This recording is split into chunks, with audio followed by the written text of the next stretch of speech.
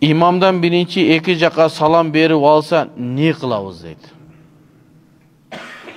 İmam degen nerse bizden astыбызга çıkıp bizden namazыбызга жоопкерчилик болгон адам. Biz anın arkasından mutabaa erçүүбүз mildet. Эгерде эрчибесеңиz күнөөкөр болосуз. Жадагысы Пайгамбар саллаллаху алейхи вассалам кейбир хадистери бар. Ким имам саждадан башын көтөрө электе, башын көтөргөн болсо кыяматта анын башы чочконун башындай болуп тирилет деген хадистер бар. Башка бир риваятта дагы бир башка сөздөр да айтылган. Бул жеңил маселе эмес. Ошон үчүн имамды эрчиш керек.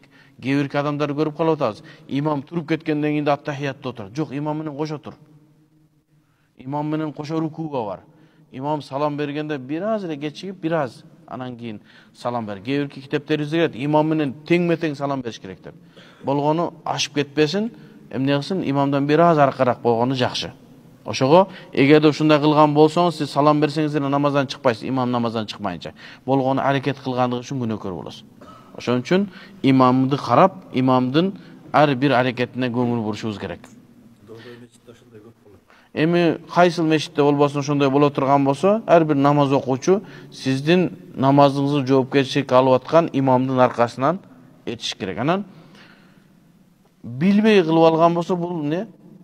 Кечир, мисалы үчүн бир караңгы жерде болуп калды, же алысыраак туруп калып, үнү укпай калып, саждадан башын көтөрдү болсо керек деп көтөрүп алып, кайра кайтсаңыз андан зыяны жок.